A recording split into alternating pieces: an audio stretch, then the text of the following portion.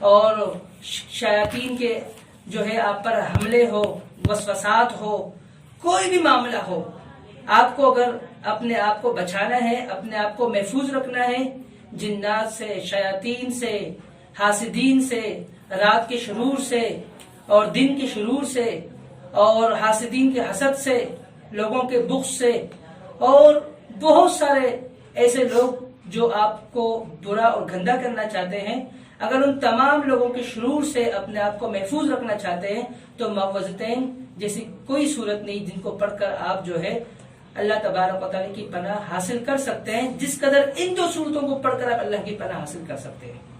سب سے پہلے یہ بتانا مقصود ہے کہ یہ جو معوذتین ہے یہ مکی یا مدنی ہے، یہ بتانا سب سے زیادہ ضروری ہے۔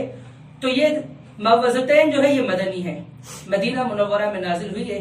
صحیح مسلم کے اندر حدیث موجود ہے، جناب عقبہ بن عامر رضی اللہ تعالی عنہ کی، فرماتے ہیں کہ رسول اللہ صلی اللہ علیہ وسلم ہمارے پاس تشریف لے کر اور فرمانے لگے، الم تر آیات انزلت اللیلہ لم یرى مثلہن قط، کیا تم نے نہیں دیکھا رات مجھ پر کچھ ایسی آیات کریمہ نازل ہوئی ہے جس کی مثل کبھی دیکھی نہیں گئی۔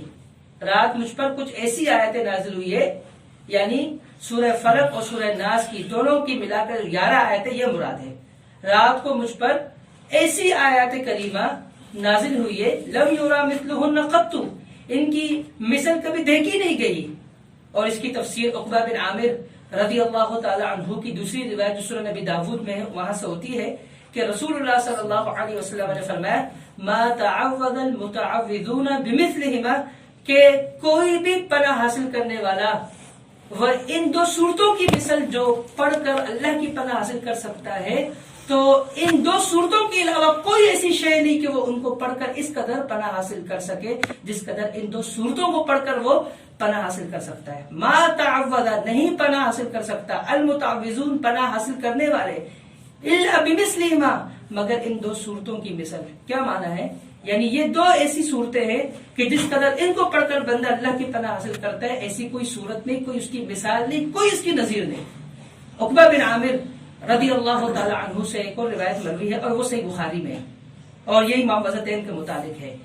ایک روایت صحیح مسلم کی عقبہ بن عامر کی، اور عقبہ بن عامر کی دوسری روایت سنن نبی داود کی، عقبہ بن عامر کی تیسری روایت صحیح بخاری کی، اور تینوں اسی کے متعلق۔ فرمایا کہ امرنی رسول اللہ صلی اللہ علیہ وسلم ان اقرا بہن من دبر کل صلاۃ، کہ مجھے اللہ کے نبی صلی اللہ علیہ وسلم نے مجھے حکم دیا کہ ہر فرض نماز کے بعد میں ان معوذتین کو پڑھوں۔ مجھے اللہ کے نبی صلی اللہ علیہ وسلم نے حکم دیا ہے، صحیح بخاری میں روایت ہے۔ اور جناب عقبہ بن عامر رضی اللہ تعالیٰ عنہ، پہلے کے تینوں حدیثوں جو پیش کی عقبہ بن عامر کی، ایک مسلم کی، ایک ابو داود کی، ایک صحیح بخاری کی، فرمایا کہ مجھے حکم دیا کہ میں جو ہے ہر نماز کے بعد، یعنی فرض نماز مراد ہے، پانچوں نمازوں میں جو ہے معوذتین پڑھو اور ان کے ساتھ سورہ اخلاص بھی ملاؤ۔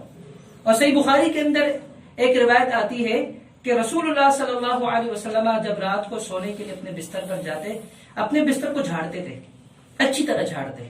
جھاڑنے کے بعد جو ہے آپ علیہ الصلوۃ والسلام وہاں بیٹھتے تھے، بیٹھ کر آپ علیہ الصلوۃ والسلام وہاں پر جو ہے معوذتین پڑھتے تھے اور اس کے ساتھ سورہ اخلاص بھی ملایا کرتے تھے۔ 3 صورتیں پڑھتے تھے، سورہ اخلاص، سورہ فلق، سورہ ناس۔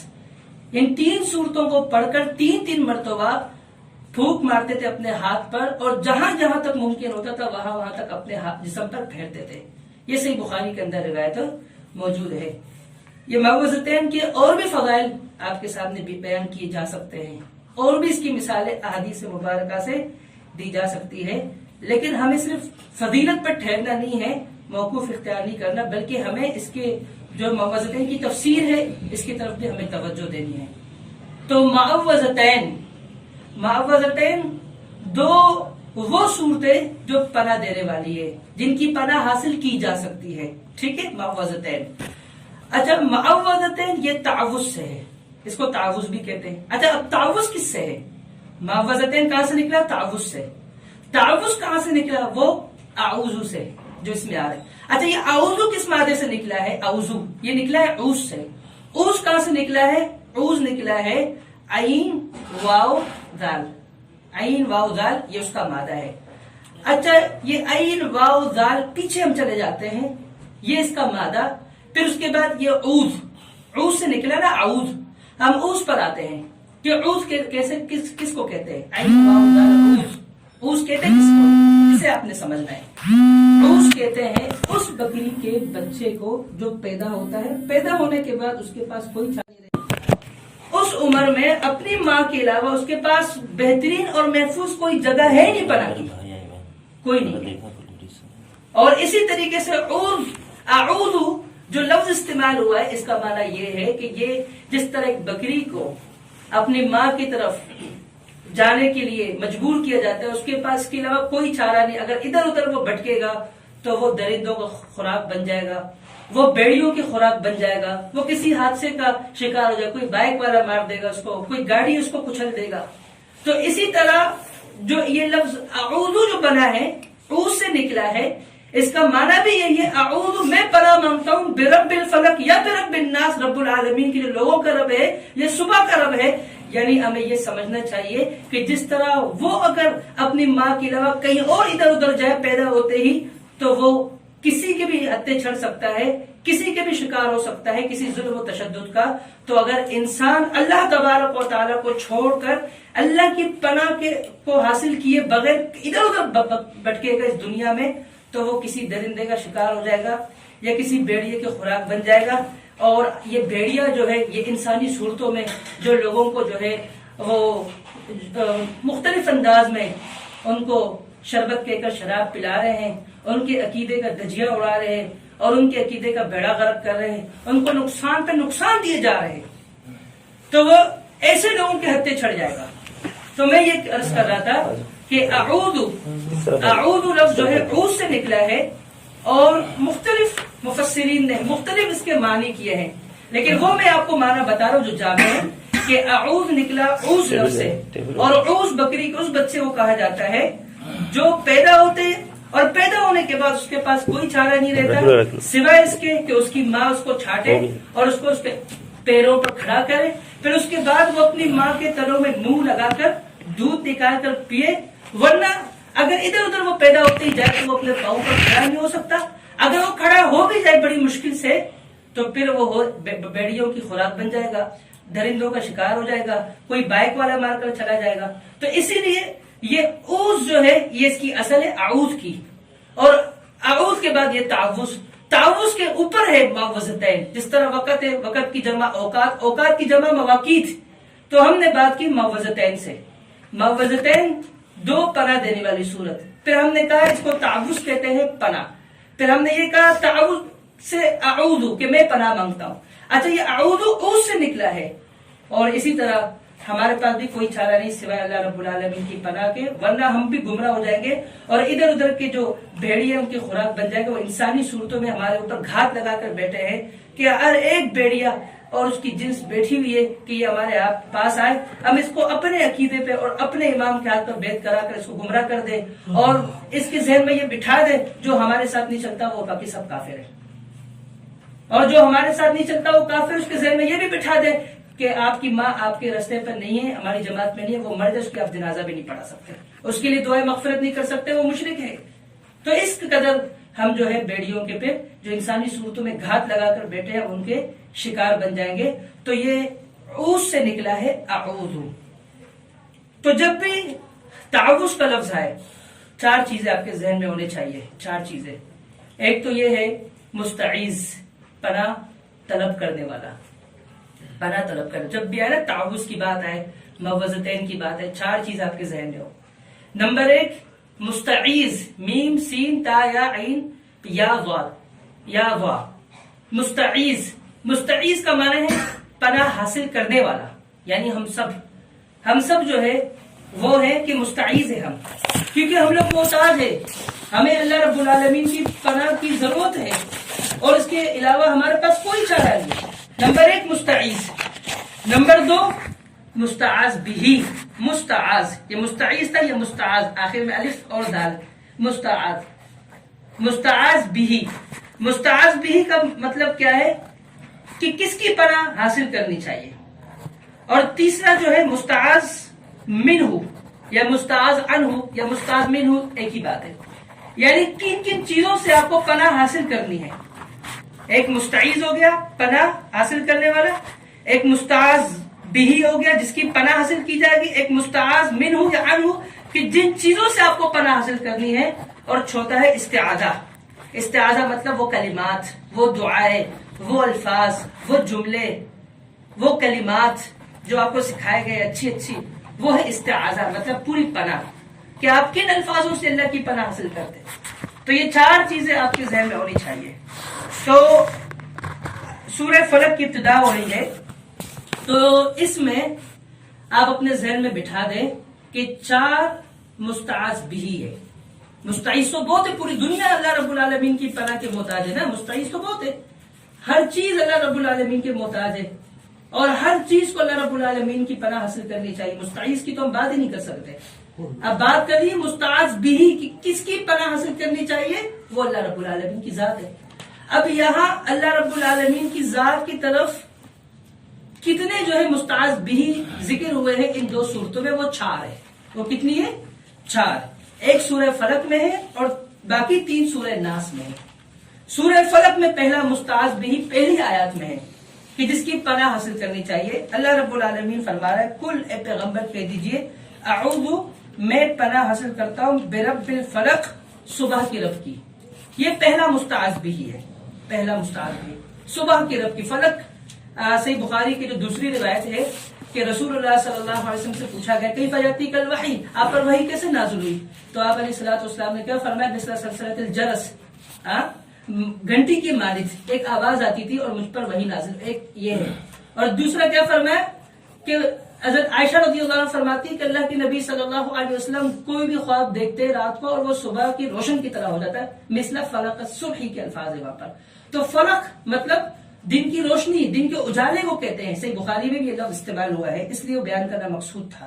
تو یہاں پر بھی فلق کا لفظ ہے، اور قرآن کریم میں اور بھی جگہ پر فلق کا لفظ آیا ہوا ہے، سورہ نام کے اندر بھی فلق کا لفظ موجود ہے۔ تو فلق دن کے اجالے کو کہتے ہیں۔ اللہ رب العالمین یعنی وہ ذات ہے، وہ دن کو اجالا کرتا ہے، دن کو روشن کرتا ہے، رات کی تاریکی کو ختم کرتا ہے، وہ اللہ رب العالمین کی ذات ہے۔ اللہ رب العالمین نے اس کے تعلق سے قرآن کریم کے 20ویں سپارے میں فرمایا، کون ہے وہ شخص، تمہارا کیا خیال ہے، کوئی ہے ایسی ذات، کوئی ہے ایسا شخص؟ قل ارائیتکم ان جعل اللہ علیکم لیلا سرمدا الی یوم القیامہ من الہ غیر اللہ یاتیکم بضیاء، کیا کوئی ایسی ہستی ہے یا کوئی ایسا شخص ہے اللہ کے علاوہ کہ وہ اللہ تم پر رات میں تاریکی کرے، اور وہ کوئی شخص ایسی ہستی، اس کا نام بتاؤ کہ وہ رات کی تاریکی کو ختم کر دن کو اجالے میں تبدیل کرے، کہ اللہ کے علاوہ کوئی ایسا ہے؟ اللہ رب العالمین سوال کر رہے مشرکین سے کہ پیغمبر ان سے پوچھئے۔ تو معلوم ہوا رات کی تاریکی کو دن کے اجالے میں تبدیل کرنے والا اللہ کی ذات ہے۔ دن کے اس اجالے اور روشنی کو ختم کر کر رات کے تاریکی میں بدلنے والا یہ بھی اللہ رب العالمین کی ذات ہے۔ کچھ لوگ کہتے ہیں کہ حضرت بلال رضی اللہ تعالیٰ عنہ نے آزان نہیں دی تھی تو وہ صبح روشن نہیں ہوئی، فجر کی آزان سے رہ گئی تھی، تو یہ ایسی باتیں ہیں۔ بلکہ اس کے برعکس صحیح بخاری کے اندر روایت ملتی ہے کہ آپ جنگ کے لیے گئے، پھر جنگ سے جب فارغ ہوئے واپس آئے، رستے میں تھکے ہوئے تھے، آپ علیہ الصلوۃ والسلام نے کہا بلال کہ آپ ہمارے لیے پہرا دیں گے؟ کہا بالکل، پہرا دینے کے لیے آپ جو ہے بیٹھ گئے۔ اللہ کے نبی صلی اللہ علیہ وسلم نے اپنے سر مبارک ان کے جو ہے نا گود پہ رکھ لیا۔ تو جب اللہ کے نبی صلی اللہ علیہ وسلم کے آنکھوں پر جو سورج کی جو شعاعیں پڑی، آپ اٹھ گئے، آپ بیدار ہوئے۔ آپ نے بلال کو اٹھایا، آپ نے پوچھا بلال یہ کیا کیا؟ کہا یا رسول اللہ جس رب نے آپ کو سنایا اس رب نے مجھے بھی سنا دیا، اور میں چاہتا نہیں تھا کہ میں آپ کو بیدار کر کر آپ کی نیند میں خلل پیدا کروں، تو میں نے تھوڑی دیر انتظار کیا اور میری بھی آنکھ لگ گئی۔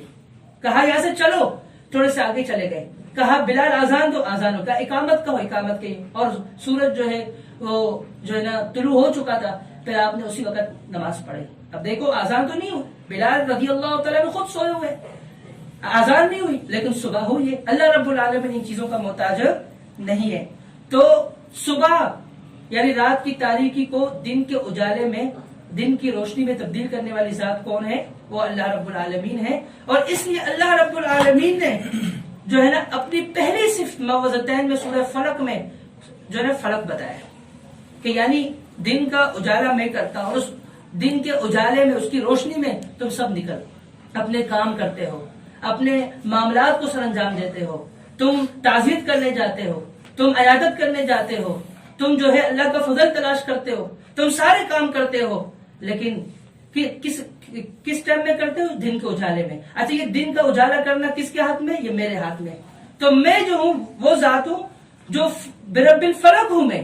تو کل اعوذ، کل کہہ دیجیے اعوذ، میں پناہ حاصل کرتا ہوں برب، رب کی۔ اب رب کی صفت کیا بیان ہوئی؟ الفلق، جو صبح کا رب ہے، جو کیا ہے؟ صبح کا رب ہے۔ یہ مستعاذ بھی پہلا ہے، یعنی جس کی پناہ حاصل کی گئی وہ کون ہے؟ رب ہے۔ پھر اس کی صفت بیان ہوئی، وہ کیا ہے؟ الفلق۔ اور دوسرا جو مستعاذ بھی ہے وہ سورہ ناس میں پہلی 3 آیتیں، پہلی 3 آیتیں، اور ان 3 آیتوں کو جب ہم ملائیں گے یہ 4 ہو جائیں گے۔ ایک سورہ فلق میں، دوسرا قل اعوذ برب الناس، تیسرا ملک الناس، چوتھا الہ الناس۔ یہ تو ہم دوسرے کی بات کرتے ہیں تو یہ قل اعوذ برب الناس، قل کہہ دیجئے اعوذ، میں پناہ طلب کرتا ہوں یا پناہ حاصل کرتا ہوں برب، اس رب کے، الناس، جو لوگوں کا، یعنی برب الناس۔ مضاف الیہ جو ہوتا ہے نا، جب مضاف الیہ گرامر کی بات ہے، اس کا ترجمہ اینڈ سے شروع ہوتا ہے، اردو ترجمہ۔ یہ دیکھیں برب بھی مضاف، الناس مضاف الیہ، بات آپ کو سمجھ میں نہیں آ رہی ہوگی، لیکن یہ سمجھے آپ کہ اکثر مضاف الیہ پر الف لام آتا ہے۔ اب دیکھیں الف لام، الناس ہے نا، یہ مضاف الیہ کی علامت ہوتی ہے، اور اس کے اردو ترجمے میں کا، کے، کی، را، رے، ری، اپنا، اپنی، یہ اس کے اردو ترجمے میں آتے ہیں۔ یہ علم النحو کے اندر یہ باتیں لکھی ہوئی ہے، ہدایت النحو، علم النحو، جو نحو صرف کی کتاب ہے اس میں لکھی ہوئی ہے۔ جو لوگوں کا رب ہے، لوگوں کا آ گیا نا اس کے اندر، تو آپ سمجھ جائیے مضاف الیہ ہے، جو لوگوں کا رب ہے۔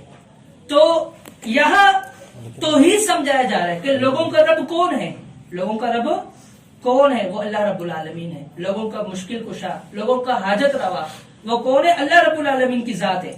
اب کوئی اپنا مشکل کشا کسی اور کو بنائے، کوئی اپنی حاجت روا کسی اور کو سمجھے، تو یقیناً ایسا بندہ جو ہے وہ توحید پر گامزن نہیں، وہ توحید کے راستے کی طرف نہیں ہے، وہ بندہ مشرک ہے، وہ بندہ ٹھیک نہیں ہے۔ اس بندے کو توحید کو سمجھنے کی ضرورت ہے۔ تو قل اعوذ برب الناس، کہہ دیجیے میں پناہ حاصل کرتا ہوں برب الناس، لوگوں کی رب کی۔ تمام لوگوں کا رب وہ کون ہے؟ وہ اللہ رب العالمین ہے۔ وہی حاجت روا ہے، وہی مشکل کشا ہے، سارے مسائلوں کو حل کرنے والا وہی ہے، اور اسی کی طرف ہمیں بھاگنا ہے، اسی کی طرف ففروا الی اللہ، اللہ کی طرف دوڑو۔ کوئی بھی مسئلہ ہو، کوئی بھی سوال ہو، اللہ رب العالمین سے کرو۔ تو یہ قل اعوذ برب الناس، یہ دوسرا مستعاذ بھی ہے جس کی پناہ حاصل کی جا رہی ہے۔ اور فرق کیا ہے؟ اس کی صفت چینج ہے۔ یہاں پر، وہاں پر برب الفلق تھا، یہاں پر برب الناس۔ وہ وہاں پناہ مانگی ہے رب کی، لیکن اس کی صفت کیا بیان ہوئی؟ جو رب ہے صبح کی۔ یا پناہ مانگی ہے اسی رب سے، لیکن اس کی صفت چینج ہے، جو لوگوں کا رب ہے۔ اب تیسرا مستعاذ بھی وہ ملک الناس، جو لوگوں کا مالک ہے، لوگوں کا بادشاہ ہے، لوگوں کا بادشاہ۔ اب بادشاہوں کا بادشاہ اللہ رب العالمین کی ذات ہے۔ قل اللہم مالک الملک تؤتی الملک من تشاء وتنزع الملک ممن تشاء وتعز من تشاء وتذل من تشاء۔ تو تمام بادشاہوں کا بادشاہ اللہ رب العالمین ہے۔ رسول اللہ صلی اللہ علیہ وسلم نے فرمایا اللہ رب العالمین کو بہت زیادہ اس شخص سے نفرت ہے جو اپنا نام ملک الاملاک رکھے، بادشاہوں کا بادشاہ۔ بادشاہوں کا بادشاہ تو اللہ رب العالمین ہے، اور وہ اللہ کا پیدا کیا ہوا بندہ، اور اتنا کمزور انسان کہ اگر اس کا پیشاب رک جائے بھی مرے گا، اور زیادہ آئے موشن لگے تب بھی مرے گا۔ نہ پہلا غسل خود کر سکتا ہے، نہ آخری غسل خود کر سکتا ہے۔ وہ وقار الانسان ضعیفا، انتہائی کمزور انسان، وہ یہ بات کرے، انسان تو سارے انتہائی کمزور ہے، اللہ رب العالمین کے مقابلے انسان کی کیا ویلیو، کیا اوقات ہے؟ وہ تو اللہ رب العالمین ہے جس نے اس کو اشرف المخلوقات بنایا، لیکن وہ انسان جس کو اللہ نے اشرف المخلوقات بنایا اس کو عزت دی، اور وہ یہ کہے کہ میرا نام ملک الاملاک ہے، میں تمام بادشاہوں کے اوپر بادشاہت کرنے والا ہوں۔ فرمایا جو شخص ایسا نام رکھتا ہے وہ اللہ تعالیٰ کا سب سے زیادہ قابل نفرت اور قابل بغض شخص ہے، جو اپنا نام ملک الاملاک رکھے۔ تو ملک الناس، لوگوں کا بادشاہ کون ہے؟ حقیقی بادشاہ وہ اللہ رب العالمین۔ ٹھیک ہے ملک کے بادشاہ ہوتے ہیں، ٹھیک ہے شہروں میں کچھ بادشاہ ہوتے ہیں، وہ الگ مسئلہ، کئی ممالک میں بادشاہی نظام ہو، یا کہیں علاقوں میں ہے، کہیں شہروں میں، وہ ایک الگ مسئلہ ہے۔ لیکن بادشاہوں کا بادشاہ ملک الاملاک نام رکھنا اور اس طرح اپنے آپ کو تصور کرنا، یہ سمجھنا، یہ بالکل جائز نہیں ہے، اور یہ توحید کا نقطہ ہے۔ جو تیسرا چوتھا، یعنی سورہ ناس میں تیسرا ہے، اور سورہ فلق کے اس ایک مستعاذ بھی کو اگر آپ ملائیں گے، چھوٹا مستعاذ بھی بنتا ہے، اور آخری جو ان موعظتین میں بیان ہوا ہے تو وہ ہے الہ الناس، کہ جو لوگوں کا معبود ہے، لوگوں کا معبود۔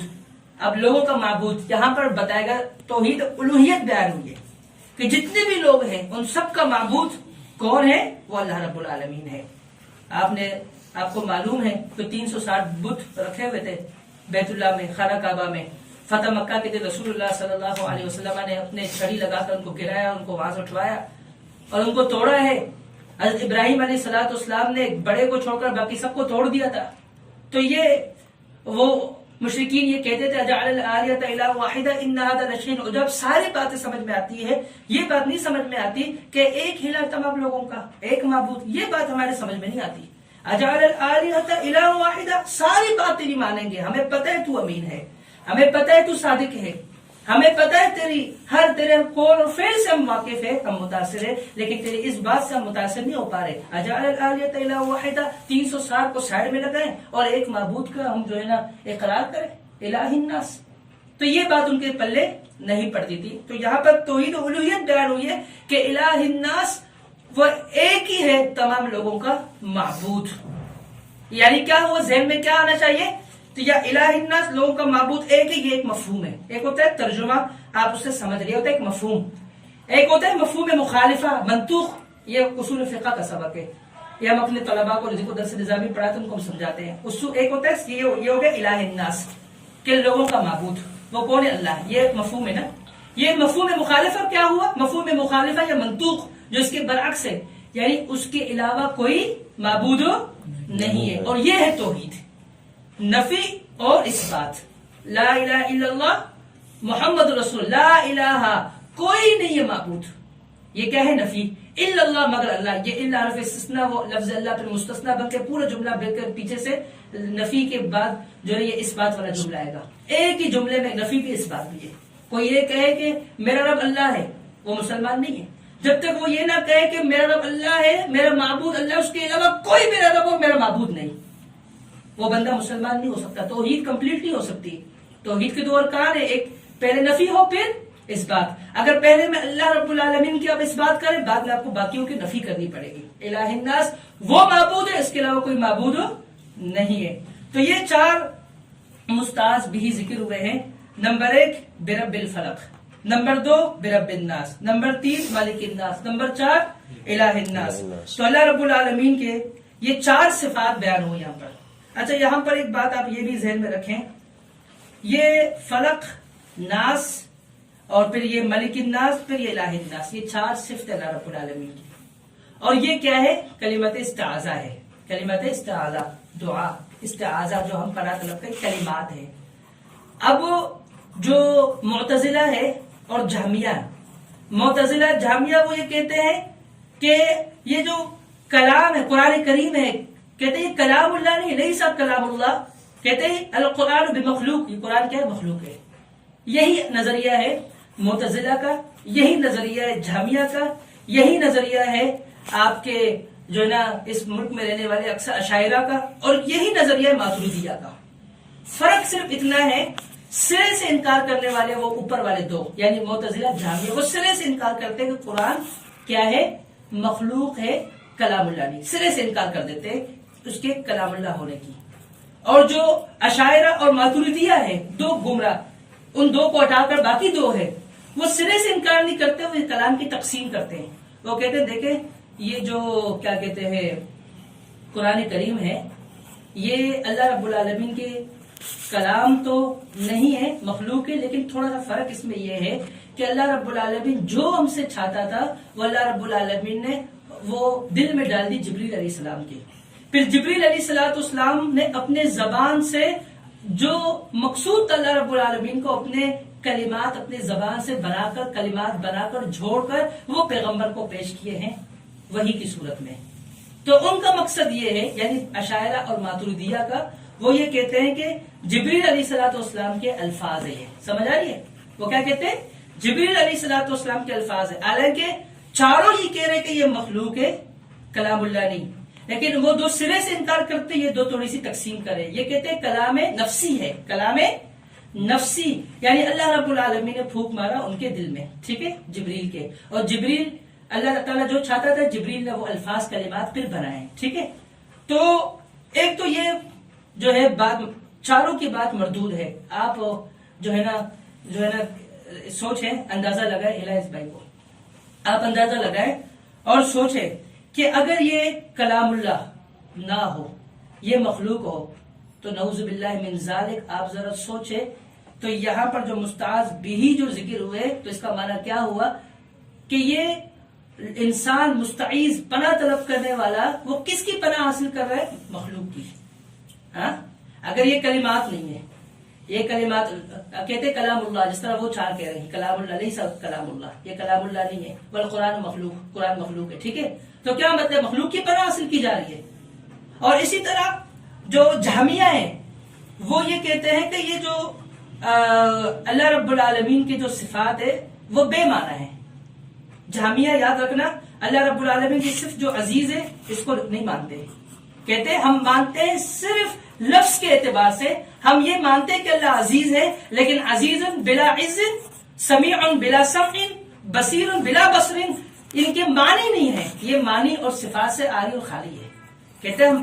اور لیکن معتزلہ اللہ رب العالمین کو عزیز مانتے ہیں، معتزلہ مانتے ہیں اور اس کا جو معنی بھی مانتے ہیں.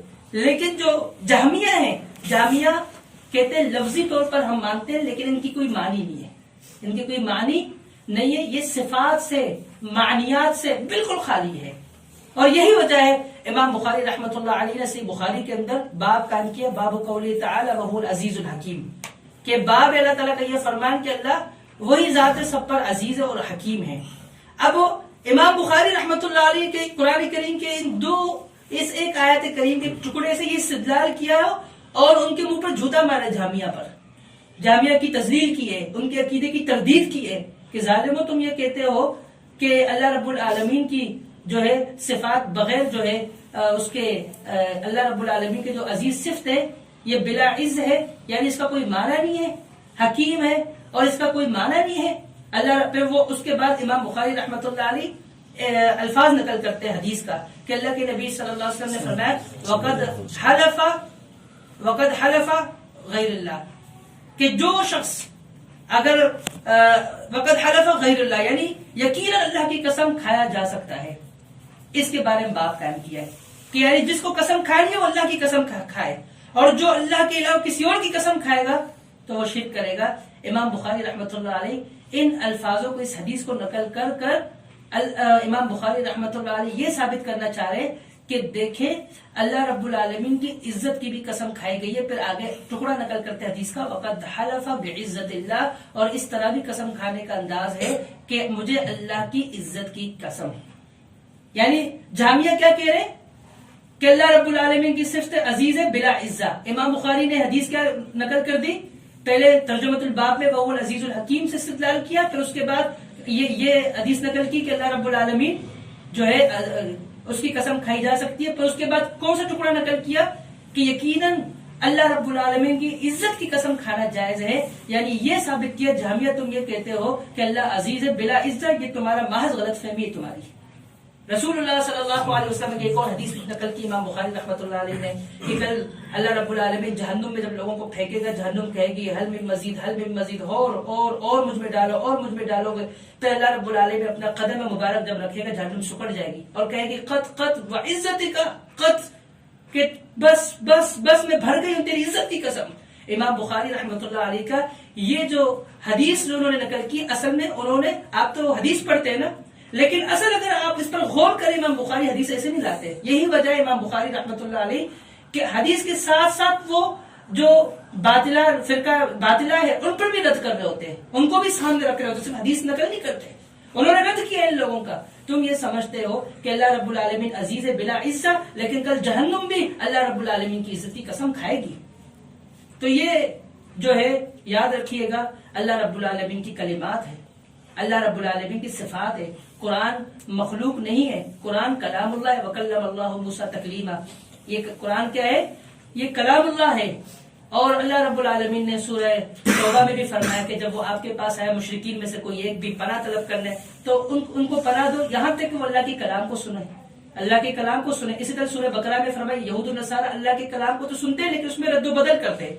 اللہ نے کہیں جگہ قرآن کریم میں خود اللہ تعالیٰ نے قرآن کریم کو کلام اللہ کہا ہے، خود کلام اللہ کہا ہے. اور یہ قرآن کریم کلام اللہ ہے، مخلوق نہیں ہے، اور یہ قرآن کریم یہ جو کلمات ہے یہ اللہ کی صفت ہے، یہ اللہ کی صفات ہے، اور ایسا نہیں کہ یہ اللہ رب العالمین کی صفات نہیں۔ اور صحیح بخاری کے اندر حدیث ہے اعوذ بکلمات اللہ تاماتی، ایک تو یہ نا تامات من شر ما خلق، اور ایک کیا ہے اعوذ بکلمات اللہ تاماتی من شر ما خلق الذی لا یجاوزہن بر ولا فاجر، کہ میں اللہ کی مکمل کامل جو ہے اللہ رب العالمین کی پناہ حاصل کرتا ہوں اس کے کامل کلمات کے ساتھ، اللہ کی پناہ طلب کرتا ہوں اس کے کامل کلمات کے ساتھ، وہ کلمہ جس سے کوئی بھی جو ہے نیک اور بد تجاوز نہیں کر سکتا۔ تجاوز تو لوگ کر رہے ہیں، آپ دیکھیں منکرین حدیث ہے تجاوز کر رہے ہیں، آپ دیکھیں اس کے علاوہ کتنے ایسے لوگ ہیں، کوئی کہتا ہے قرآن کو نہیں مانتا، یہود و نصارہ ہیں اور مشرکین بہت سارے آپ کے پجاری، تجاوز تو ہو رہا ہے۔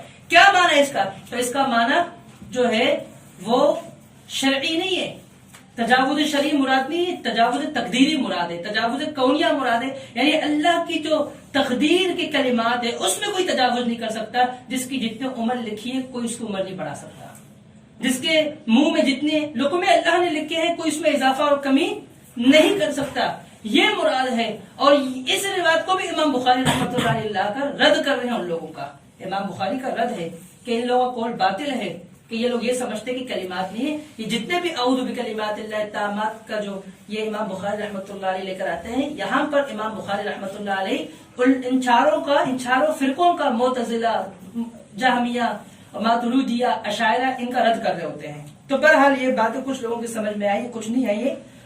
تو قل اعوذ برب الفلق اور قل اعوذ برب الناس ملک الناس الہ الناس، یہ چار مستعاذ بھی تھی۔ اب ہم بات کریں گے مستعاذ منہ کی، کہ کن کن چیزوں سے پناہ حاصل کرنی ہے۔ تو پہلا مستعاذ منہ جو بیان ہوا ہے وہ ہے من شر ما خلق، اس کو سمجھیں بہت اچھی طرح، کہ من شر ما خلق، کہ میں پناہ مانگتا ہوں صبح کی رب کی، کس چیز کی پناہ؟ من شر، اور اس شر سے، ما خلق جو اس نے پیدا کیا ہے، ہر اس شر سے میں پناہ حاصل کر جو اس نے پیدا کیا ہے۔ اب دیکھیں اللہ رب العالمین کی مخلوق کتنی ہے، 3 قسم کے مخلوق ہے اللہ کی، اور مختلف قسم کی کیٹیگری ہے اس میں۔ شیاطین سراسر اس میں شر ہے، شیاطین جو ہے سراسر ان میں کیا ہے؟ شر ہے، اور جو ملائکہ ہے سراسر ان میں کیا ہے؟ خیر ہے، اور اولاد اس میں شر بھی ہے خیر بھی ہے، اگر نیک ہو تو آپ کے لیے خیر ہے، اور اگر برا ہو تو آپ کے لیے شر ہے۔ اس لیے طبرانی کی روایت اللہ کے نبی صلی اللہ علیہ وسلم نے 4 چیزوں سے پناہ مانگی، اور ان میں سے اس اولاد کی بھی فرمایا وَمِن يَكُونُ عَلِيَّ رَبًّا، وہ اولاد سے بھی پناہ مانگتا ہوں جو میرے اوپر پہ حکمرانی کرے، میرا رب کا مطلب کیوں ہے؟ جو میری تربیت کرنے کی کوشش کرے، اپنی بات مجھے منوانے کی کوشش کرے، میرے مطابق نہ چلے، مجھے چلانے کی کوشش کرے۔ اور اسی طرح علم یہ شر بھی ہے اور خیر بھی ہے۔ اللہ کے نبی صلی اللہ علیہ وسلم نے فرمایا اللہم انی اسألک علما نافعا، اگر علم نافع ہو جس کا اللہ کے نبی نے سوال کیا تو خیر ہے، اور اگر یہ علم نافع نہ ہو، علم ہو لیکن نافع نہ ہو تو پھر یہ شر بن جائے گا۔ رسول اللہ صلی اللہ علیہ وسلم نے فرمایا القرآن حجت لک او علیک، قرآن آپ کے لیے حجت بن جائے گی، قرآن آپ کے لیے حجت بنے گی۔ آپ دیکھیں سورہ ملک کے بارے میں آپ نے پڑھا ہے، وہ آپ کے لیے حجت، اور آپ نے اسی طرح سورہ آل عمران، سورہ بقرہ، زہراوین ہے، یہ حجت بازی کرے گی، یہاں تک کہ اپنے پردے والے کو جب تک جنت میں داخل نہ کرے گی حجت قائم کرتی رہے گی۔ اور فرمایا قرآن آپ کے لیے حجت ہے، یا او علی کہ آپ کے خلاف حجت قائم کرے گی، آپ کے حق میں یا آپ کے خلاف۔ خلاف کن کے ہوگے؟ جو پڑھتے ہیں لیکن اس پر عمل نہیں کرتے۔ تو اسی طرح بہت ساری چیزیں ایسی ہیں جن میں دونوں پہلو پائے جاتے ہیں، خیر بھی پائے جاتے ہیں اور اس میں شر بھی پائے جاتے ہیں، لیکن ہم نے ہر قسم کے شر سے یہاں پناہ مانگی ہے۔ من شر ما خلق، اے اللہ اگر اولاد کی شرور سے مجھے پناہ عطا فرما، اے اللہ مجھے علم کے شرور سے پناہ عطا فرما، اے اللہ مجھے ہر قسم کے شرور جو دنیا کے اندر موجود ہے، اے اللہ مجھے ان تمام شرور سے، ہر قسم کے شرور سے مجھے پناہ عطا فرما، ہر قسم کے شرور سے۔ اور شرور بہت زیادہ ہیں، شرور کی بے انتہا جو ہے اقسام موجود ہے۔ آگے ہے، اچھا ایک بات اور اس میں آپ ذہن میں بٹھائے، وَالشَّرُّ لَيْسَ إِلَيْكَ، یہاں پر ہم نے پڑھا نا ہر اس شر سے جو اس نے پیدا کیا، لیکن شر کی نسبت اللہ کی طرف نہیں ہوگی براہ راست۔ وَالشَّرُّ لَيْسَ إِلَيْكَ، اللہ کے نبی صلی اللہ علیہ وسلم کی حدیث ہے کہ شر کی نسبت اللہ کی طرف نہیں کی جا سکتی، اے اللہ شر تیری طرف منسوب نہیں کیا جا سکتا، شر تیری طرف سے نہیں ہے۔ ٹھیک ہے آپ کو شر لگ رہا ہوگا لیکن عمومی وہ شر نہیں ہوتا، عمومی شر نہیں ہوتا. اب مثال کے طور پر چور چوری کرتا ہے، اس کے لیے تو شر ہے، اس کے ہاتھ کاٹے جائیں گے. لیکن جو کاٹنے والا قاضی ہے جو اس کے حوالے سے حکم دے گا، اس کے لیے تو خیر ہے، اس نے اللہ کے حد کو نافذ کیا. اور رات میں پڑھ رہا تھا، سنن نسائی کے اندر روایت موجود ہے اور ابو داؤد میں بھی یہ روایت کہ اللہ کے نبی صلی اللہ علیہ وسلم نے فرمایا کہ ایک شخص جو اللہ کے حدود ایک حد کو زمین پر نافذ کرتا ہے تو وہ فرمایا کہ وہ شخص جو ہے اس سے بہتر ہے کہ 40 دن تک زمین پر جو ہے بارشیں ہو، اس سے وہ شخص بہتر ہے. 40 صبح، صباحن کے لفظ آتے ہیں سورہ نسائی میں، 40 صبح یعنی 40 دن تک مسلسل بارشیں ہو. آپ اندازہ لگائیں کتنے نباتات اگیں گے، کتنے بنجر زمینوں میں پانی آئے گا اور کتنے کھیت ہریالی ہوں گے. لیکن فرمائے لیکن ایک وہ شخص جو اللہ کے ایک حد کو نافذ کر رہا ہے وہ اس سے بہتر ہے کہ 40 دن تک مسلسل بارش ہو. سورہ نسائی کے اندر صحیح سند کے ساتھ روایت موجود ہے. آپ اندازہ لگائیں تو اس کے ہاتھ کاٹے جا رہے ہیں، اس کے لیے شر ہے، لیکن جو کاٹنے والا ہے، جو فیصلہ صادر کرا، اس کے لیے خیر ہے، اس کے لیے خیر ہے. اور اس طریقے سے جو زناکار اس کو سنسار کیا جا رہا ہے، اس کو رجم کیا جا رہا ہے، شادی شدہ ہو کر اس نے یہ عمل کیا، اب اس کو رجم کیا جا رہا ہے، اس کے لیے شر ہے، لیکن باقی لوگ کے لیے خیر ہے. وَلَكُمْ فِي الْقِصَاصِ حَيَاتٌ يَا أُولِي الْأَلْبَابِ. اللہ فرمایا تمہارے لیے قصاص میں زندگی رکھی ہے. اے عقل مندو، اگر تم سمجھو تو یہ کیا ہے؟ اس کے لیے شر ہے، باقی سب کے لیے کیا ہے؟ خیر ہے. اور سب کی عزتیں محفوظ ہو جائے گی، سب کی عزتیں کیا ہو جائے گی؟ محفوظ ہوگی. تو یہ شر جو ہے عمومی اعتبار سے کہیں پہ بھی نہیں ہوتا. اللہ رب العالمین کی صفات میں تو ہے ہی نہیں، لوگوں میں ہے شرور، اور وہ شرور بھی عمومی طور پر شرور نہیں ہوتے، یہ لوگوں کی اپنی ذاتی ہوتی ہے، ان کے حد تک ہوتی ہے، اور وہ سب کے لیے نہیں ہوتا. اور جو اس کے خلاف چلتا ہے ان کے لیے خیر ہوتا ہے. اگر وہ شر کرے گا، آپ اس کی جو ہے اصلاح کریں گے، آپ کو اجر و ثواب ملے گا. تو اسی لیے فرمایا من شر ما خلق، اور اس شر سے جو اس نے پیدا کیا. یہ پہلا مستعاذ منہ. دوسرا مستعاذ منہ کیا ہے؟ ومن شر غاسق اذا وقب. ہر اس شر سے میں پناہ مانگتا ہوں، غاسق جو رات کا شر ہے، غاسق رات کے شر کو، اذا وقب جب وہ رات چھا جائے. اب غاسق یہ قرآن کریم اس کے دو معنی آتے ہیں. اقیم الصلاۃ لدلوک الشمس الی غسق اللیل، رات کے ٹکڑے کو، رات کا ٹکڑا مطلب کیا ہے؟ رات کا اندھیرا، کیونکہ رات تو تاریک ہوتی ہے نا، تو اس سے ظلمت اللیل مراد ہے، رات کا اندھیرا. یعنی یہ جو غاسق ہے یہ غسق سے ہے. غسق سے اگر ہوگا تو اس کا معنی کیا ہوگا؟ رات کا اندھیرا. یعنی رات کے اندھیرے کے شر سے اللہ میں تیری پناہ حاصل چاہتا ہوں. اور اس کا دوسرا معنی بھی قرآن میں ہے، الا حمیما وغساقا. جہنمیوں کی صفات بیان کہ جہنمیوں کو کیا کیا ملے گا وہاں پر، ان کی کس قدر اور بھیانک طریقے سے ان کی جو ہے مہمان نوازی جہنم میں ہوگی. طنز کے طور پر اللہ رب العالمین کی مہمان نوازی کا ذکر کرے، فرمایا الا حمیما وغساقا، ان کے لیے کھولتا ہوا گرم پانی اور غساق.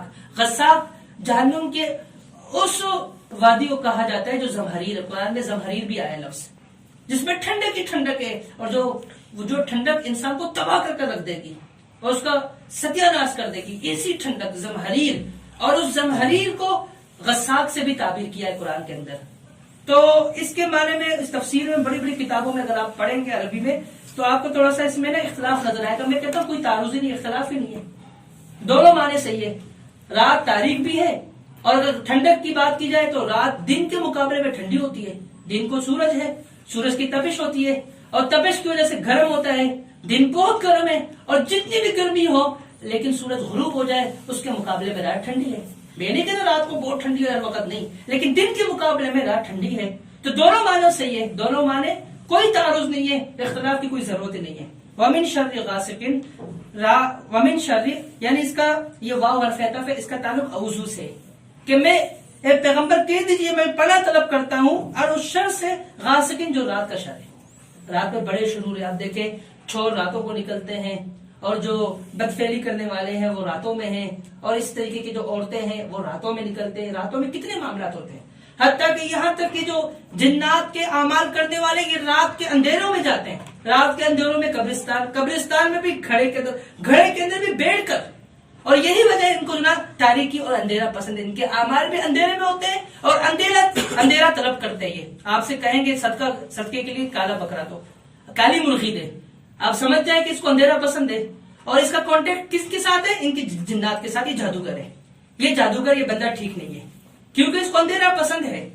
ورنہ تو آپ دیکھیں اللہ رب العالمین کو تو روشنی پسند ہے. اللہ نور السماوات والارض, اللہ تو نور ہے آسمان و زمین کا, حجاب النور, اللہ کا تو حجاب بھی نور ہے. اور اللہ رب العالمین اللہ ولی الذین آمنوا یخرجون من الظلمات الی النور, اندھیروں سے نکال کر روشنی کی طرف لاتا ہے. اور یہ بدبخت جو ہے دھکیلتے ہیں روشنی سے نکال کر اندھیروں کی طرف لاتے ہیں, یہ اندھیروں کی طرف لاتے ہیں. ہم یہ نہیں کرتے کاری مرغی چلے گی نہیں, اس کو ذبح کر کے کھانا جائز نہیں. ہم یہ نہیں کہہ رہے کانا بکرے کو ذبح کر کے کھانا جائز نہیں, ہم یہ نہیں کہہ رہے عقیقے میں نہیں کرنا. ہم یہ کہہ رہے کہ صدقے کے لیے اس کو مختص کرنا, یہ بات غلط ہے. صدقے کے لیے اس کو مختص کرنا, اس کا جو اختصاص ہے, اور بالخصوص جو خصوصاً لوگوں کا خصوصی اعمال کے لیے اس کلر کا انتخاب کرنا, یہ ان کا عمل درست نہیں ہے. یہ جو ہے جادو کی علامت, آپ سمجھ رہے جادوگر, یہ جادوگر بندہ ٹھیک ہے نہیں ہے, شرور ہے اور جادوگر بھی ہے اور بہت ہی خطرناک جادوگر. اور جادوگروں کے آپ کو پتا ہے کوڈ ورڈ ہوتے ہیں, کسی کا کوڈ ہے وہ آپ کو بتائے گا, دیکھیں آپ کو سہار ہوا ہے وہ ابھی پتہ چلے گا. اچھا کیسے پتہ چلے گا؟ دیکھو یہ تالا ہے, اگر یہ تالا جو ہے کھل گیا میرے پڑھنے سے تو پتہ چل جائے گا کہ آپ کو جادو نہیں کھلا تو آپ کے اوپر جادو نہیں. اچھا یہ داغا دو برابر کے آپ دیکھ رہے ہیں, یہ چھوٹا پڑ گیا تو آپ کے ساتھ یہ معاملہ ہے. اچھا یہ رنگ دیکھو صفوف کا کون سا, یہ میں ڈالتا ہوں, اگر رنگ فی الحال رنگ میں تبدیل ہو گیا تو یہ مسئلہ ہے آپ کے ساتھ, ٹھیک ہے, اوکے ہو رہی ہے. یہ سارے معاملے اوکے کی دلیل ہے. یہ سارے کوڈ ورڈ ہوتے ہیں ان کے آپس میں, جو جن کے ساتھ ان کی کانٹیکٹ ہوتے ہیں جنات کے ساتھ, ان کے مقرر جو ہے کوڈ ورڈ ہوتے ہیں. اس طرح لوگوں کو پھنساتے ہیں.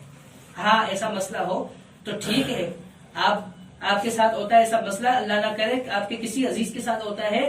اللہ کے نبی صلی اللہ علیہ وسلم نے 60 دن تک صبر کیا ہے, آپ بھی صبر کریں. اور جس طرح انہوں نے علاج کیا اس طرح اپنا علاج قرآن و سنت سے کریں. ایسے لوگ ڈھونڈیں جو قرآن و سنت سے اس کا علاج کر سکے. ہر عالم کا بھی کام نہیں ہے, اگر کوئی شیخ الحدیث ضروری نہیں ہے کہ وہ یہ کام بھی کر سکے, یہ علاج بھی کر سکے. یہ اسی طرح کا مرض ہے جس طریقے کا مرض ملیریا ہوتا ہے, اور اسی طریقے سے ٹائیفائڈ ہے, جس طرح ان میں ٹائم لگتا ہے. چکن گونیا جو مرض آیا تھا ان میں ٹائم لگتا ہے, اس میں بھی ٹائم لگتا ہے. یہ بھی اس قسم کا مرض ہے, اس میں بھی ٹائم لگے گا. اس کا علاج قرآن و سنت سے. اب یہ کہنا کہ جادو کو جادو کاٹے گا, نام رکھے جاتے ہیں, یہ جادوگر کاٹتا بھی ہے پلٹتا بھی ہے. بھئی یہ کیا بات ہے؟ یہ کاٹے گا بھی پلٹے گا بھی, کاٹے گا بھی اور پلٹے گا بھی. کہتے ہیں کہ جادو کا علاج جادو سے, کیونکہ لوہا کو لوہا کاٹتی ہے. اگر یہ بات ٹھیک ہے, اور یہ بھی لوگ کہتے ہیں گرمی کو گرمی کاٹتی ہے, اور شدید گرمی کے اندر کوئی دور پر جا کے بیٹھ جائے اس کی گرمی ختم ہوگی, گرمی کٹ جائے گی, گرمی زیادہ لگے گی وہ مر جائے گا واپس. یہ باتیں ٹھیک نہیں ہے.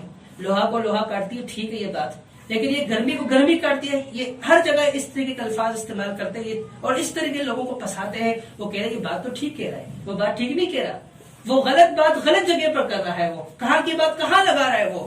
تو اگر ایسا معاملہ ہو ایسے لوگوں سے جو ہے محفوظ رکھیں, اور جو اس عمل کو کرنے والے ہیں اور ان کے بھی معاملات کو چیک کریں کہ وہ کوئی گڑبڑ تو نہیں کر رہے, کوئی ایسی چیز لکھ کر تو نہیں دے رہے. کیونکہ جو ان معاملات میں پڑھتے ہیں ان کو بھی نقصان ہوتا ہے, ان کو بھی کافی نقصان ہوتا ہے. تو یہاں پر پناہ مانگی گئی ہے ومن شر غاسق, ہر اس شر سے, غاسق جو رات کا شر ہے. اب یہاں پر دیکھیں ابھی ترجمہ میں لفظی کرتا ہوں کہ میں پناہ مانگتا ہوں رات کے شر سے. میں نے رات کا ترجمہ پہلے کیا کیونکہ یہ بھی مضاف کے لیے, رات کے شر سے. دیکھو ترجمہ بھی صحیح ہوا, اردو بھی آپ کی سمجھ میں آ رہی ہے کہ صحیح ترجمہ کر رہے ہیں, ٹھیک ہے. رات کے شر سے میں پناہ طلب کرتا ہوں, اذا وقب, جب وہ رات چھا جائے. رسول اللہ صلی اللہ علیہ وسلم نے فرمایا اذا غربت الشمس انتشرت الشیاطین, جب سورج غروب ہوتا ہے تو شیاطین زمین میں پھیل جاتے ہیں. تو آپ کیا کرو, اپنے بچوں کو مغرب کے بعد رات کی تاریکی ہوتے ہی گھر میں رکھو, باہر نکلنے مت دو, اور اپنے مویشیوں کو باندھے رکھو, اپنے گھر کے برتنوں کو ڈھانپے رکھو. اگر یہ معاملات نہیں ہوگا تو شیاطین کے شکار ہو جائیں گے, پھر نقصان اٹھانا پڑے گا, پھر پریشانیاں ہوگی, پھر آپ بھاگ رہے ہوں گے یہ کیا ہو گیا, بچہ رو رہا ہے, بچہ چپ نہیں کر رہا, بچے کا یہ معاملات ہو گئے, اچانک بچہ ڈر گیا ہے, میرے ساتھ یہ معاملات ہو گئے. اللہ کے نبی صلی اللہ علیہ وسلم نے فرمایا کہ اذا غربت الشمس انتشرت الشیاطین, جب سورج غروب ہوتا ہے شیاطین پھیلتے ہیں زمین میں, اس وقت آپ خیال کریں ان چیزوں کا. تو یہاں پر جو سورہ فلق میں پہلا جو مستعاذ منہ تھا وہ من شر ما خلق تھا, دوسرا مستعاذ منہ من شر غاسق اذا وقب. اب تیسرا مستعاذ منہ کی ہم بات کرتے ہیں, ومن شر النفاثات فی العقد. اور دیکھو واو آ رہا ہے, اس کا تعلق اوضو سے سب کا. جب واو آئے وہ حرف عطف ہوتا ہے, اگلا جملہ معطوف ہوتا ہے, پہلا والا جملہ معطوف علیہ ہوتا ہے. یعنی معطوف علیہ کا مطلب وہ چاہتا ہے کہ جملہ کا تعلق مجھ سے ہے, یہ میرے ساتھ اس کا کانٹیکٹ ہے. تو میں اعوذ, میں پناہ طلب کرتا ہوں من شر، ہر اس شر سے، نفاسات جو پھونکنے والی ہیں. کچھ لوگوں نے یہ ترجمہ کیا پھونکنے والی. والی آپ کو پتہ ہے عورتوں کے لیے خاص ہے، یعنی جو پھونکنے والی عورتیں ہیں ان کی شر سے میں پناہ طلب کرتا ہوں، فی العقد، جب وہ گرا لگا کر پھونک رہی ہو. تو کچھ لوگ لبید بن عاصم، کچھ لوگ کہتے ہیں کہ لبید بن عاصم، کچھ مفسرین نے کہا کہ لبید بن عاصم کی بیٹیوں نے یہ جادو کا معاملہ کیا تھا. یہی وجہ ہے کہ اللہ رب العالمین نے من شر النفاسات فی العقد کہا ہے. تو اس سے مراد وہ عورتیں ہیں. کچھ نے یہ کہا ہے کہ اللہ کے نبی صلی اللہ علیہ وسلم پر جب یہ 11 آیتیں نازل، دونوں کو ملا کر 11 آیتیں، 5 آیتیں پہلے کی اور 4 دوسرے کی ہے. اسی طریقے سے نہیں، 4 5 6 اور 5، پہلے والے کے 5 دوسرے کے 6، 11 آیتیں. تو اللہ کے نبی صلی اللہ علیہ وسلم جو آیت پڑھتے ایک گھرا کھل جاتی. 11 گھرا لگائے تھے انہوں نے، اس میں کوئی شک نہیں. اللہ کے نبی صلی اللہ علیہ وسلم فرماتے ہیں مجھے ایسا لگتا تھا میں جھگڑا ہوا تھا اور میں ہر آیت پر میری ایک گھرا کھلتی، اور اب مجھے ایسا محسوس ہو رہا ہے کہ گویا کہ میں آزاد کر دیا گیا ہوں. اس میں کوئی شک نہیں کہ لبید بن عاصم کی بیٹیوں نے یہ معاملہ کیا تھا اور یہ اللہ کے نبی صلی اللہ علیہ وسلم کے ساتھ یہ معاملہ ہوا تھا، یہ اس کا حل، اس میں کوئی شک نہیں. لیکن بات یہ ہے، قابل اعتراض یہ بات ہے کہ من شر النفاسات، یہاں صرف یہ ترجمہ کرنا کہ پھونکنے والی عورتوں جو گرا میں پھونکے، ان سے میں اللہ تیری پناہ طلب کرتا ہوں. تو کیا مطلب ہے جو مرد حضرات ہیں وہ اس میں نہیں آئیں گے؟ یہ اصل میں سمجھنے والی بات ہے کہ نفاسات یعنی جو اس طرح کے عمل جو عورتیں کریں اس کی شر سے آپ پناہ مانگ رہے ہیں، اگر مرد کرے پھر. اور جبکہ قاعدہ کلیہ یہ ہے جہاں مرد اور عورت دونوں کا اللہ رب العالمین دونوں کو مخاطب کرتے ہیں تو وہاں پر مرد کا صیغہ آتا ہے، عورت کا نہیں آتا ہے. قاعدہ کلیہ یہی ہے نا. یہاں پر کیا ہے پھر نفاسات ہے. تو یہ اصل میں یہ نفاسات یہ تانیث ہے. یہ لفظ کیا ہے؟ تانیث ہے. اور اس کی جو موصوف ہے وہ نفوس ہے. نفس کی جمع نفوس. نفوس جو ہے وہ موصوف ہے، نفاسات اس کی صفت ہے. اور یہاں پر جو موصوف نفوس ہے نا وہ محذوف ہے. یعنی جب اگر نفوس ہم ڈالیں گے اس میں تو اس کا ترجمہ ہوگا کہ میں پناہ طلب کرتا ہوں ان لوگوں کے نفسوں سے، ایسے لوگوں کے نفوس سے، ایسے لوگوں کے جسموں سے، جانوں سے جو نفاسات پھونکتے ہیں فی العقد گرا میں. سمجھ آ رہی ہے بات؟ نفوس نفس کی جمع، میں بھی نفس ہوں، آپ بھی نفس ہے، یہ بھی نفس ہے، اور ہم سب کے 2 سے زائد جمع، یعنی ان لوگوں کے، اس میں مرد بھی آ گئے عورتیں بھی آ گئے، نفوس. ٹھیک ہے. اور نفوس مؤنث ہے، نفس مؤنث ہے نا، اس لیے نفاسات آیا ہے. تو اس میں عورتیں بھی آ گئی، مرد بھی آ گئے. ٹھیک ہے نا. وَمِن شَرِّ النَّفَّاثَاتِ فِي الْعُقَدِ، اور میں پناہ طلب کرتا ہوں پھونکنے والوں کے نفوس سے، فی العقد، جب وہ گرا میں پھونکیں، گرا لگائیں، ان کے نفوس سے. یہاں پر نفوس موصوف ہے اور موصوف محذوف ہے، اور وہ جو متکلم کی نیت میں ہے یہ گرامر ہی ہوتا ہے. اور سورہ روم میں بھی ایسی مثالیں شروع میں ہی موجود ہے کہ مضاف الیہ متکلم کی نیت میں ہو، یہ بھی ہوتا ہے. موصوف جو ہے نا، متکلم خود گفتگو کر رہا ہے وہ موصوف نے ذکر ہی نہیں کیا. وہ جو موصوف اللہ رب العالمین نے، اس موصوف نے جو یہاں موصوف مراد ہے، یہاں موصوف کون سا مراد ہے؟ وہ جو پھونکنے والے، ان کا، اس موصوف نے ان موصوف کا ذکر ہی نہیں کیا. ضرورت ہی نہیں تھی، کیونکہ نفاسات جو پھونکنے والے ہیں، نفاسات پھونکنے والے تو پھونکنے والے لوگ ہی ہوں گے نا، تو ضرورت ہی نہیں تھی اس کو ذکر کرنے کی، اس کو حذف کر دیا. ٹھیک ہے. فی العقد گرا میں. اچھا، یہ جو پھونکتے ہیں پھر گرا لگاتے ہیں، صرف یہاں تک محدود نہیں ہوتا ان کا، یہ یہاں تک کہ جتنا ہو سکے ان سے جنات گندے گندے اعمال کراتے ہیں، یہاں تک کہ ان کو مقدس کلام پر کہتے ہیں پیشاب کرو گے، پیشاب کرتے ہیں. گندے خون سے لکھو، وہ لکھتے ہیں. بڑے گندے گندے اعمال کراتے ہیں، اگر یہ نہ کریں وہ قتل بھی کر دیتے ہیں.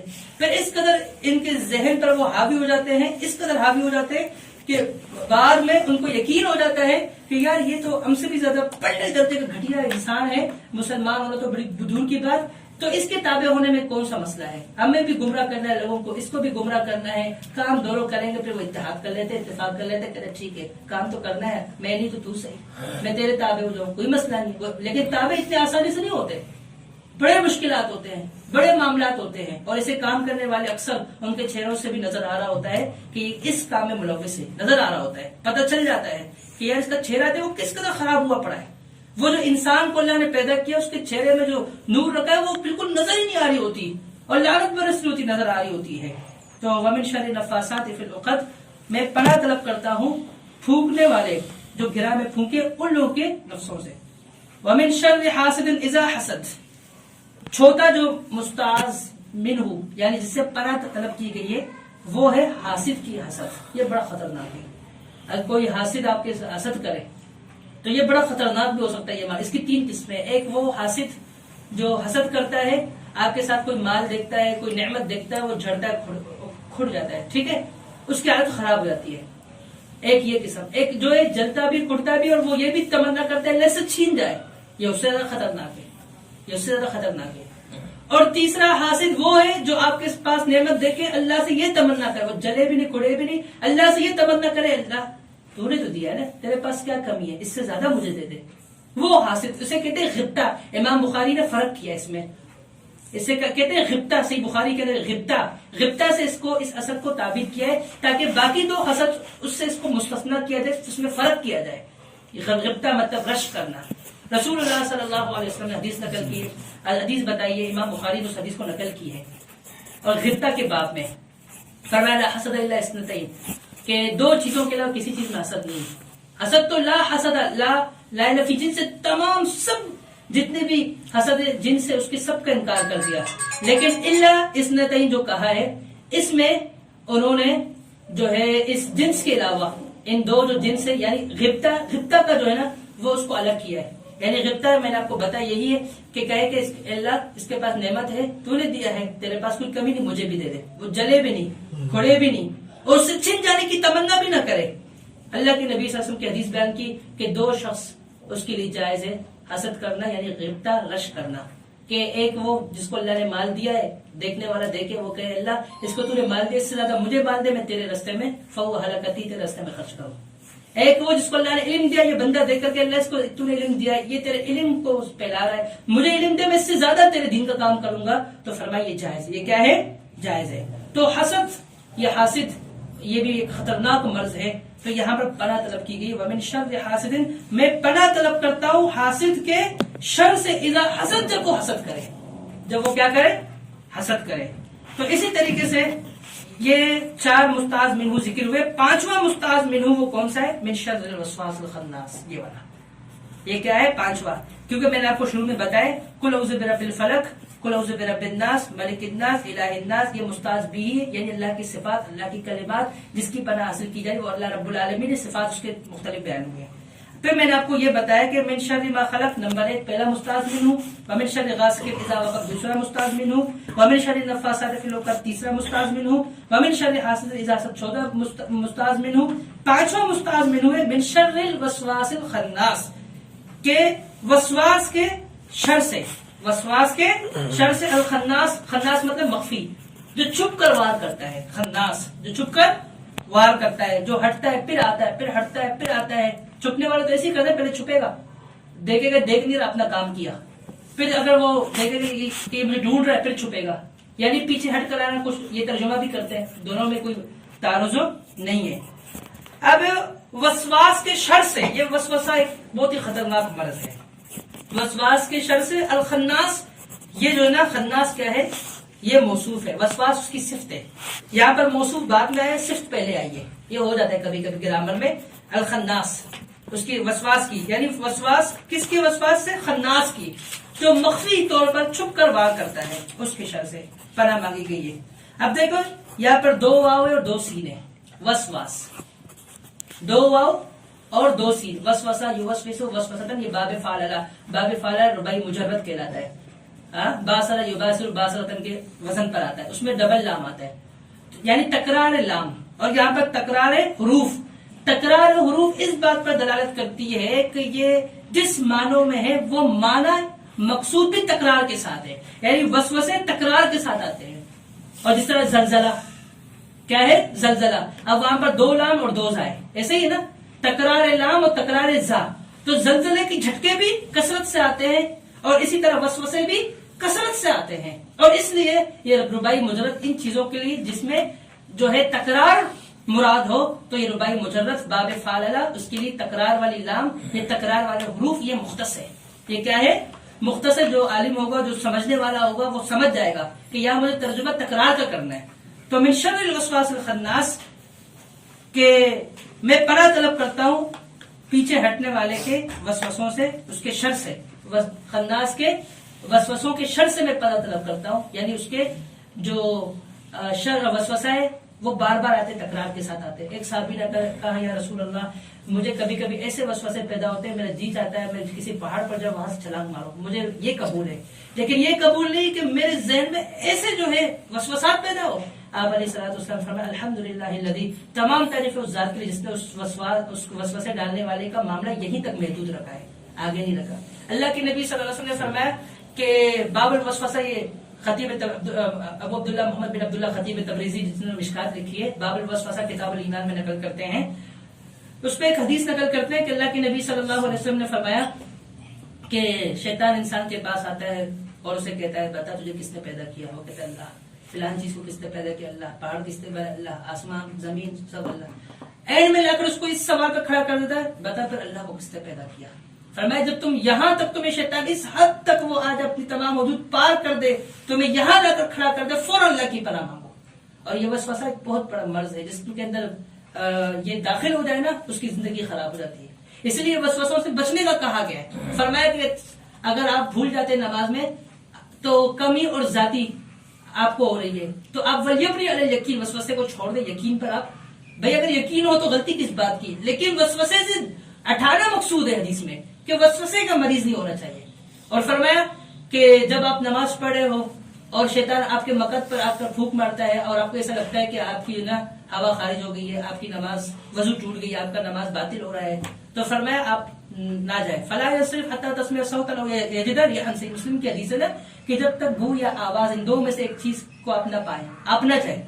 क्यों? इसलिए वसवसा, एक वसवसा शैतान की तरफ से वो हर वक्त होता है, वो आपको परेशान कर सकता है। तो यहाँ पर हर किस्म के वसवास से पनाह मांगी गई है कि मिन शर्रि, मैं पनाह तलब करता हूँ, खन्नास, जो पीछे हटने वाला है, उसके वसवसों से, उसके वसवसों के शर से। अल्लज़ी, वो जो युवस्विसु, वसवसा पैदा करता है, यानी युवस्विसु वसवसा यानी मुस्तकिल वसवसे पैदा करता है, तकरार के साथ, बार बार, फी सुदूरिन नास, लोगों के दिलों में, लोगों के दिलों में, मिनल जिन्नती, जिन्नों में से हो, वन्नास, या लोगों में से हो। ये लोगों में से भी है वसवसा पैदा करने वाले, जिन्नात में भी है वसवसा पैदा करने वाले। तो ये जो है ना ऐसी जामे सूरत है, इसको पढ़ना चाहिए मवज़तैन। इन मैंने शुरू में हदीस बयान की उक़बा बिन आमिर वाली, के अबू दाऊद की रिवायत बयान की कि अल्लाह के नबी ने फरमाया, मा तावदल मुताविज़ून इल्ला बिमिस्लि मा, कोई भी पनाह तलब करने वाला इन जैसी पनाह हासिल नहीं कर सकता। इन दो सूरतों को जिस तरह पढ़कर अल्लाह की पनाह में आ सकता है, ऐसी कोई सूरतें नहीं है, इसकी कोई मिसालें नहीं, कोई नजीर नहीं मिलती। तो कोई भी ऐसा मामला हो तो हम जो है ना अल्लाह की पनाह मांगे और इन दो सूरतों को अपना मामूल बनाए। हम नमाजों के बाद पढ़ते हैं, हम रात में 3-3 मरतबा पढ़ते हैं, बिस्तर पर जाते हैं जब, तो इसके अलावा भी हम कोशिश करें इनको पढ़ते रहे, इनको पढ़े ताकि अल्लाह रब्बुल आलमीन की पनाह में आए। इसका तर्जुमा एक मरतबा गौर से देख ले, सुन ले। बिस्मिल्लाहिर्रहमानिर्रहीम, कुल कह दीजिए, अऊज़ु, मैं पनाह तलब करता हूँ या मैं पनाह मांगता हूँ, बिरब्बिल फलक, सुबह की रब की, क्योंकि मुजाफिली तर्जुमा वहां से होगा, पीछे से होगा, ठीक है। बिरब्बिल फलक, फलक का तर्जुमा होगा, फिर नास का होगा। हाँ, सुबह की रब की, मैं कहूँ ना रब की सुबह, बात समझ में आ रही है? नहीं आ रही है, ठीक है ना, समझ नहीं आ रही बात, क्योंकि मुजाफिली है, मुजाफिली का तर्जुमा एंड से होता है। मैं पनाह तलब करता हूँ सुबह की रब की, मिन शर्रि मा खलक, हर उस शर से माँ जो खलक उसने पैदा किया है, वमिन शर्रि गासिकिन, वमिन शर्रि गासिकिन, और रात के अंधेरे के शर से, इज़ा वक़ब, जब वो छा जाए, वमिन शर्रि नफ़्फ़ासाति फ़िल उक़द, और गिरा में फूकने वालों के नफूस के, उनके शरों से मैं पनाह तलब करता हूँ। गिरा में फूकने वालों के नफूस, उनके शर से, उनके शुरूर से मैं पनाह तलब करता हूँ। वमिन शर्रि हासिदिन इज़ा हसद, और मैं पनाह तलब करता हूँ हासिद के शर से जब वो हसद करे। कुल कह दीजिए, अऊज़ु, मैं पनाह तलब करता हूँ, बिरब्बिन नास, लोगों के रब की, मलिकिन नास, जो लोगों का बादशाह है, लोगों का मालिक है, इलाहिन नास, लोगों का माबूद है, मिन शर्रिल वसवासिल खन्नास, और छुप कर हमला करने वाले, छुप कर वार करने वाले के वसवसात से, के शुरूर से, अल्लज़ी, वो जो युवस्विसु, अल्लज़ी, वो जो युवस्विसु वसवसा डालता है, फी सुदूरिन नास, लोगों के दिलों में। लोग, क्योंकि ये मुजाफिली है, नास का तर्जुमा होगा, फिर सुदूर होगा, लोगों के दिलों में। من الجنتی والناس. اب دیکھیں یہاں پہ مضاف الیہ ہے، پہلے ناس کا ترجمہ میں کروں گا، چاہے لوگوں میں سو یا جنات میں سو. اب میں کہوں جنات میں سو یا لوگوں میں سو، نہیں، لوگوں میں سو یا جنات میں سے ہو. ٹھیک ہے. قل اعوذ برب الفلق، میں پناہ طلب کرتا ہوں صبح کے رب کی، ہر اس شر سے جو اس نے پیدا کیا، اور رات کے شر سے جب وہ رات چھا جائے، اور پھونکنے والے جو گرہ میں پھونکنے والے ان کے نفوس کے شر سے، ومن شر حاسد اذا حسد، اور حسد کرنے والے کے حسد کے شر سے جب وہ حسد کرے. قل اعوذ برب الناس، میں پناہ طلب کرتا ہوں لوگوں کے رب کی، لوگوں کی بادشاہ کی، لوگوں کے معبود کی، من شر الوسواس الخناس، چھپ کر وار کرنے والے کے وسوسوں کے شرور سے، الذی یوسوس فی صدور الناس، جو لوگوں کے دلوں میں وسوسہ پیدا کرتا ہے، من الجنۃ والناس، وہ لوگوں میں سو یا جنات میں سو. ٹھیک ہے. تو یہ ہے آج کا ہمارا سبق جو ہم نے موعظتین پڑھا ہے. اگر میں کوئی ترجمہ کسی کو نہیں سمجھ میں آئے تو پوچھ لیں مجھ سے.